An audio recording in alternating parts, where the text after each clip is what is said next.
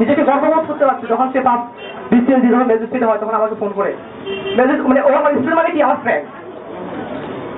ওকে আমি যখন ফার্স্ট ইয়ারে সেকেন্ড ইয়ারে পড়তাম তখন ও ফার্স্ট ইয়ারে পড়তো, বাট খুব ক্লোজ রিলেশন ছিল যখন বিটিএর একসাথে পড়তাম। ওকে ইংলিশ আমি পড়াইছি তখন। এরপর আমার অনেকগুলো ফ্রেন্ড আছে বা অনেক স্টুডেন্ট ফ্রেন্ডের মতো আমার স্টুডেন্ট তারা এখন ইউনিভার্সিটির শিক্ষক। নিজেকে ধন্য মনে হচ্ছে যে আজকে এই পেশায় এমন একটা মূল্যবান পেশা যেটা প্রধানমন্ত্রী যদি হয় সে তার শিক্ষককে শ্রদ্ধা করতে বাধ্য হয়, যেটা অন্য কোনো পেশা সম্ভব না। আমি যদি কুটিপতি হইতাম হয়তো আমার 20 টাকা কি কুটিপতি হইতাম, বাট এরকম মূল্যায়নটা আমি পাইতাম না। বাট এখানে যখনই যাই রাস্তায় বের হলে সবাই সালাম দেয়, কোথাও কলেজে গেলে সবাই আলাদা একটা মূল্যায়ন করে। আমার মনে হয় না পৃথিবীতে আর কোনো পেশা আছে যে এই পেশার মতো এত সুন্দর এত একটা মর্যাদাপূর্ণ পেশা। আর আমার খুব নিজেই কষ্ট হচ্ছে যে আমি যে এমন একটা মর্যাদাপূর্ণ অবস্থান রেখে আমাকে চলে যেতে হচ্ছে। খুব কষ্ট পাচ্ছি যে মানে নিজেকে অনেকটা শক্ত কিন্তু যেতে হচ্ছে।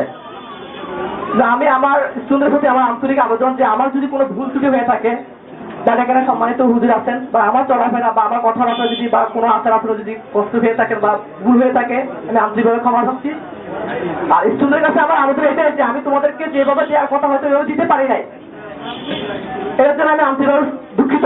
এবং আমি যাওয়ার পরও আমার যেটা ইচ্ছা ছিল যে আমি এখানে অনেক কিছু করার প্ল্যান ছিল, বাট পরিস্থিতির কারণে হয়তো করতে পারি না। তারপর আমি আমার যেহেতু আলমাস যাকে আমি এই জিনিসটা হ্যান্ডিং ওভার করতেছি সে আমার স্টুডেন্ট এবং ছোট ভাই, এবং আমি তাকে জানি সে কিরকম। যে সে ঢাকা ইউনিভার্সিটিতে সে আইআরের স্টুডেন্ট ছিল, 2 বছর কন্টিনিউ করার পরে অসুস্থতার কারণে বা যে কোনো কারণে সে ওখান থেকে চলে আসতে বাধ্য হলো। তারপর আমি জাস্ট এমন একটা আমি ভাবছি যাতে আমার স্টুডেন্টরা ভালো কিছু করতে পারো, ভালো কিছু যাতে তারা করতে পারে, এই জন্য কিন্তু আমি এমন একটা ব্যক্তিকে চুজ করলাম যাকে দিয়ে আমার প্রতিষ্ঠানটা টিকে রাখতে পারবো।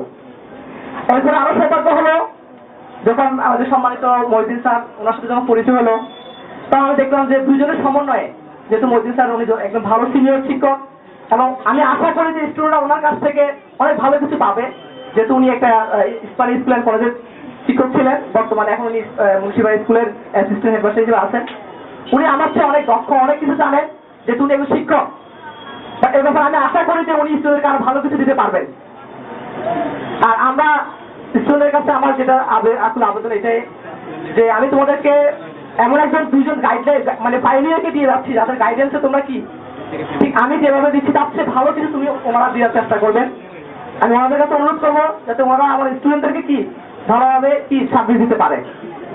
তো সময় যেহেতু দীর্ঘায়িত আমি আর করতেছি না, আজকে খুব খারাপ লাগতেছে যে এমন একটা মুহূর্তে যে আমি এখানে আমি নিজে স্টুডেন্টকে বিদায় দিতাম, আজকে আমাকে এখান থেকে বিদায় নিতে হচ্ছে। এটাই নিয়ম। তো অবশেষে আমি আর বেশি কিছু বলতে পারছি না।